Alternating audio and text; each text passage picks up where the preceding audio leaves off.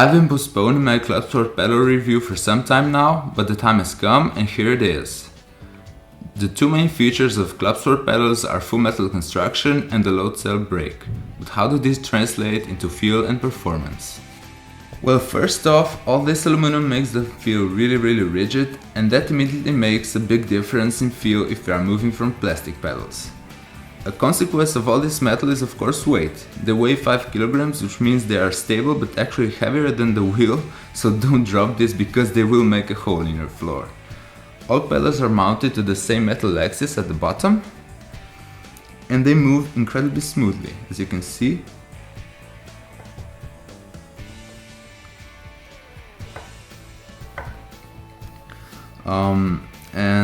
They have big aluminum pads on top, which can be moved left, right, up or down to achieve maximum comfort. And I think these pedals can be used both wearing socks or shoes, but they are more suitable to wearing shoes in comparison to some other pedals. As you can see, I moved my pads to the left, brake and clutch pads, because I think that heel and toeing is more comfortable this way. At the rear side of the pedals we can see more adjustability. Behind the gas and clutch pedals you can see the mechanism. On this rod there's a spring, and there are also two nuts, and by turning these two nuts, you need two Allen keys to do it, you can change the resistance on each pedal. If you look at the gas pedal, you can see that it is quite soft. It comes soft out of the box. I like it this way, but many people turn these two nuts down to increase resistance. The clutch comes quite hard out of the box, but I actually prefer it even stiffer. So I turn these two knobs down a bit, and I must say that I like this clutch because resistance isn't linear. It is stiffer at the beginning, but towards the end it actually falls in a bit, and that I think simulates a real clutch a bit. It's not very realistic, but there is some of that feel to it. To measure your input, gas and clutch pedals use these contactless magnetic sensors. These act just like potentiometers on every other pedals. The difference is that they are more precise, and because they are contactless, they don't wear. So as long as you don't, I don't know, kick into this part and knock it off, it should last forever. In contrast to gas and clutch pedals, the brake pedal uses a load cell as a sensor instead of these magnetic ones. The main difference here is that brake pedal does not actually measure the travel of this. Instead, it measures the force you apply to this load cell. So if we push this pedal, the first part of travel is really soft, but later the brake actually hits into a bar that is inside here, and this bar presses onto the load cell, and the braking amount is actually directly related to the force you apply to the brake. Because of this, it is actually easier to modulate when you're braking. So when you are coming into a corner and you're braking and your wheels lock up, you don't have to lift your foot a lot. You just apply a bit less force, and that is enough to regain control. Another thing here is you can actually shorten the throw of the brake pedal, but you do this by moving this piece one hole up. But the problem here is that a brake becomes stiffer after that, and if you want to actually maintain the same stiffness while shortening the throw of this pedal, you must buy Clubsport Pedal mod kit that is sold in Fanatec store. And inside that mod kit there's a longer bar that comes inside here, and by using that you can maintain the same stiffness while shortening the throw. What we haven't covered yet is this knob, and by turning this knob I can adjust the force needed to achieve maximum braking.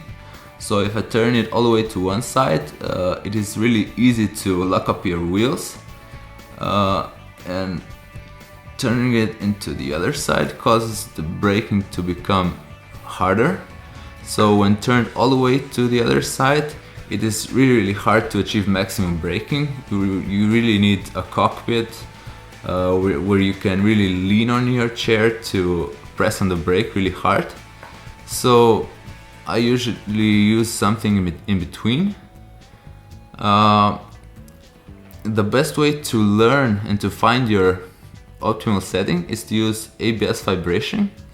I connect my pedals directly to the wheel, and in my GT2 or GT3 RS wheel I set my ABS function to 95 or 100, and that means that this motor, along with my motors, vibration motors in the wheel, will start to vibrate when I push my brake pedal to the maximum. And by doing this I will actually learn where the maximum is, and I think that this is the best way to find your to learn which setting suits you most.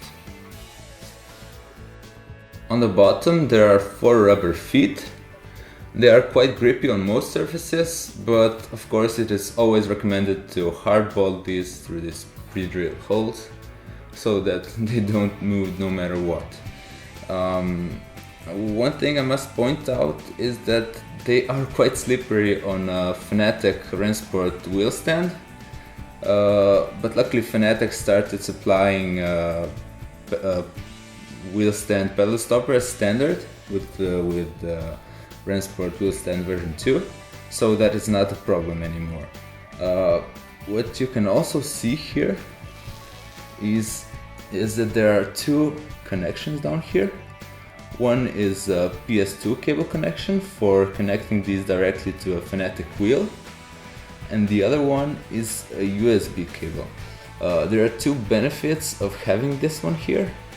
One is that you can use these pedals if you race on PC even if you don't have a Fanatec wheel, and the other one is that it actually gives you better resolution. By connecting pedals with a PS2 cable, the resolution of each pedal is 8-bit, so that means that there are 256 values from one extreme to the other. But by connecting your pedals with a USB cable, you actually get 1024 values. So that means that the resolution is better, but the difference is debatable. I don't know if you will benefit from the increased resolution, but it doesn't hurt having it. Another thing I must point out now is that USB connection cannot be used on consoles. It is only usable when these are connected to a PC. When gaming on a PS3 or Xbox 360, you must always connect this with a PS2 cable to your Fanatec wheel. I have only good things to say about Fanatec Clubsport pedals. They feel and perform really well, and I must say that they are beyond any other sim racing product in this price range when it comes to build quality. They are expensive, but looking at all this CNC'd aluminum, I really cannot say they are overpriced. I believe that better racing equipment does not make you faster, but makes you more consistent and the whole racing experience more realistic. That is exactly the case with these pedals. If you are looking to upgrade, you can't go wrong with them. For me, they are one of those purchases that I will never regret making, even if it was hard to type in my credit number when I was buying them. That's all for now, thanks for watching and I hope you liked my review. If you have any questions you can ask me in the comments.